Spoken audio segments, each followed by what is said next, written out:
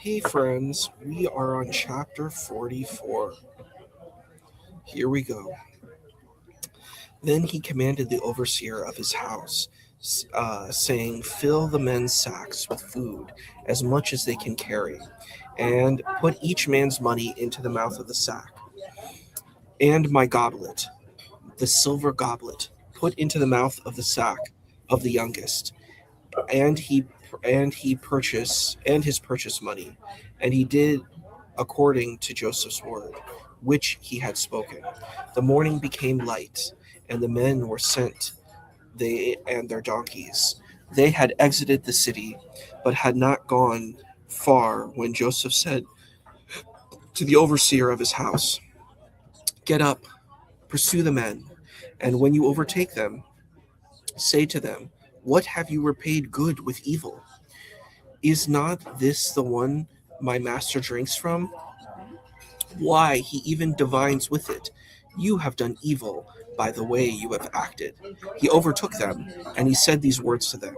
And they said to him, "Why should my master say such words as these? Far be it from your servants to do a thing like this. Behold, the money we found in the mouth of our sacks we returned to you from the land of Canaan. Um, so how could we steal from your master's house silver or gold? Whichever one of your servants with whom it is found shall die, and also we will be slaves to my master." And he said, "Now indeed, so it is as you have spoken. The one with whom it is found shall be my slave, and you shall be cleared." So they hastened, and each one lowered his sack to the ground, and each one opened his sack. He searched. He started with the eldest and finished with the youngest, and the goblet was found in Benjamin's sack. So they rent their garments, and each one loaded his donkey, and they returned to the city. And Judah and his brothers came to Joseph's house, and he was still there, and they fell upon him before him upon the ground. And Joseph said to them, "What is this deed that you have committed? Don't you know that a person like me practices divination?" And Judah said, "What shall we say to my master? What shall we speak? And how shall we exonerate ourselves? God has found your servants' iniquity. Behold, we are my Lord's servants, both we and one in whose possession the goblet has been found." But he said, "Far be it from me to do this. The man in whose possession the goblet was found, he shall be my slave. But as for you, go up in peace to your father." Then Judah approached him and said, "Please, my lord, let now your servant speak something into my lord's ears, and let not your wrath be kindled against your servant, for you are like Pharaoh." My lord asked his servants, saying, "Have you a father or a brother?"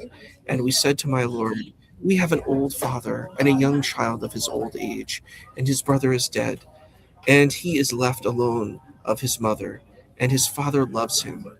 And you said to your servants, 'Bring him down to me, and I will set my eye upon him.' And we said to my lord, 'The boy cannot leave his father, for if he leaves his father, he will die.' You said to your servants, 'If your youngest brother does not come down with you, you shall not see my face again.' And it came to pass, when we went up to your servant my father, and we told him the words of my lord, that our father said, 'Go back, buy us a little food.' But we said, 'We cannot go down. If our youngest brother is with us, we will go down, for we cannot see the man's face if our youngest brother is not with us.' And your servant my father said to us, 'You know that my wife bore me 2 children. The one went away from me, and I said, He has surely been torn to pieces, and I have not seen him since. Now, if you take this one too away from me, and misfortune befalls me, you will bring down my hoary head in misery to the grave.' And now, when I come to your servant my father, and the boy is not with us, his soul is attached to his soul. It will come to pass, when he sees that his boy is gone, he will die, and your servants will have brought down the hoary head of your servant, our father, in grief to the grave. For your servant assumed responsibility for the boy from my father, saying, 'If you do not bring him to you, I will have sinned against my father forever.' So now, please Let your servant stay instead of the boy as a slave to my lord, and may the boy go up with his brothers. For how will I go up to my father if the boy is not with me? Let me not see the misery that will befall my father. Wow. We might have to do another chapter. So silly. You all are very silly. You're having a great time. I don't know. I think we might have to do a third one today. But we're going to take a little break now. I think that might be good. I'm so glad that you are enjoying all of this and we're having a great adventure together. Um, yeah, this is it's getting good. This is a great story. This is probably my favorite story and of the Genesis text. I think this is definitely my favorite because it's really powerful on many levels. But we got to get to the end game of it.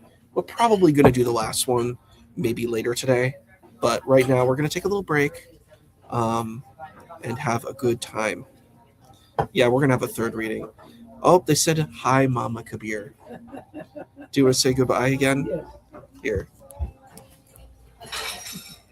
Peace and blessings be with you all. There you go. Thank you all for coming yet again. We're going to do a third reading. First, we're going to have a little bit of a break and a rest because we had a long journey, but we'll look into doing a third one soon. All right, we're going to end for now.